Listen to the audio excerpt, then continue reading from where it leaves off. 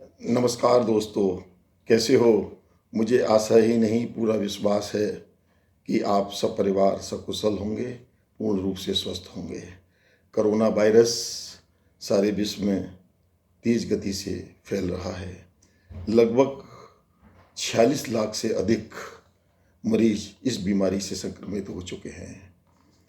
भारतवर्ष में भी 46,000 से ज़्यादा मरीज संक्रमित हो चुके हैं। सारे विश्व में इस बीमारी से मरने वालों की संख्या 3% से लेकर 16% तक है। यह एक शुभ संकेत है कि भारतवर्ष में इस बीमारी से मरने वालों की संख्या 3 से 4% है और 3 से 4% मरने वालों में भी जो अधिकतर संख्या 55 और 60 साल से ऊपर के व्यक्तियों की है और जो लोग पहले से ही किसी डायबिटीज़, हार्ट की बीमारी या लंग्स की बीमारी या लीवर की बीमारी या किडनी की बीमारी से ग्रसित हैं, ऐसे लोगों की मृत्यु ज़्यादा हुई है। हमारे भारतवर्ष में वायरस काफ़ी कमज़ोर आया है बनस्पत यूरोप और अन्य देशों के मुकाबले में। साथियों, अभी WHO की एक रिपोर्ट आई है जिसके अनुसार वहाँ के एक्सपर्ट्स ने इस बात को कहा है कि यह वायरस जल्दी से जाने वाला नहीं है। इसके साथ हमें जीना सीखना पड़ेगा। जैसे अन्य वायरस के साथ हम लोग जी रहे हैं, चाहे HIV हो, सार्स हो, मलेरिया हो, टाइफाइड हो, और इसी तरह हमें इस वायरस के साथ जीना सीखना पड़ेगा। लॉकडाउन तीसरा समाप्त होने जा रहा है। लॉकडाउन 4 कुछ शर्तों के साथ हमारी सरकार ये निर्धारित करेगी कि किन शर्तों के साथ लॉकडाउन 4 किया जाए। लेकिन लॉकडाउन 3 में भारत सरकार ने इस बीमारी से बचने के सारे नियम हम सबको बता दिए हैं, किस तरह से हमें अपने जीवनचर्या को आगे लॉकडाउन खुलने के बाद में व्यतीत करना है। लेकिन ये बात तो निश्चित है कि जिस तरह से हम पहले अपना जीवन जी रहे थे उस तरह हम भविष्य में नहीं जी पाएंगे। लंबी लंबी पार्टियां करना, भीड़ में जाना, उत्सवों में जाना, रेस्टोरेंट में जाना, मॉल में जाना और दूर यूरोप घूमने का प्रोग्राम बनाना, ये सब हमें अब स्थगित करना पड़ेगा। हमें अपनी जीवनचर्या में, लाइफ स्टाइल में आमूल चूल परिवर्तन करना होगा।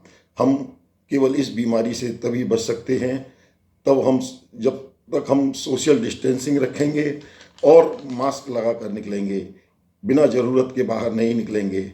लगभग 3 लॉकडाउन के दौरान भी तो हम अपने परिवार के साथ इन चीज़ों के बिना जीना हमने सीख लिया है, रहे हैं और आगे भी हम ऐसे ही रहेंगे। साथियों, ये बीमारी हमको बहुत कुछ सिखा के गई है।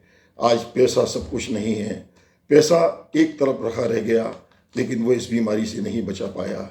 इसमें कोई भी व्यक्ति, चाहे वे गरीब हो या अमीर हो, किसी भी धर्म का हो, कितने भी बड़े पद का नेता हो, किसी भी देश का हो, इस बीमारी से बच नहीं पाया। सभी को इस बीमारी ने घेर लिया है और यूरोप के देश और अमेरिका के देश इस सुपीरियरिटी कॉम्प्लेक्स में जीते थे कि हम लोग बहुत पढ़े लिखे हुए हैं, हम लोग बहुत धनवान हैं, लेकिन एक छोटे से वायरस ने सबके अहंकार को चूर कर दिया। आज सब लोग एक समान हैं, पैसे की कोई कीमत नहीं रह गई है। असली अमीर पैसे से नहीं, असली अमीर वो है जिसके पास स्वस्थ है और जिसका शरीर स्वस्थ है, जिसका इम्यून सिस्टम स्वस्थ है। केवल इस बीमारी से वही बचेंगे जिनका इम्यून सिस्टम मजबूत होगा और जिसमें इस वायरस से लड़ने की ताकत होगी। इम्यून सिस्टम कम होने से ये बीमारी बहुत ज़्यादा जल्दी से संक्रमित होगी और इसके गंभीर परिणाम हो सकते हैं।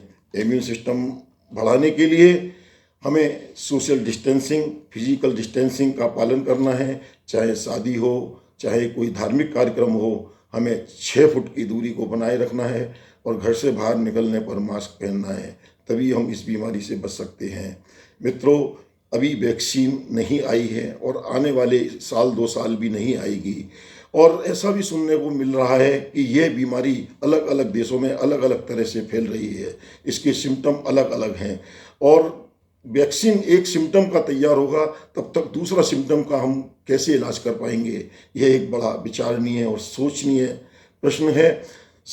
मेरा आपसे एक ही निवेदन है, इस बीमारी को अपने साथ हमें रखकर जीना पड़ेगा और हमें इससे बचने के उपाय केवल एक ही है कि मास्क पहनकर घर से बाहर निकलें और सोशल डिस्टेंसिंग को बनाए रखें और अपना इम्यून सिस्टम बढ़ाएं। Vitamin C, vitamin D, yoga करें, एक्सरसाइज करें।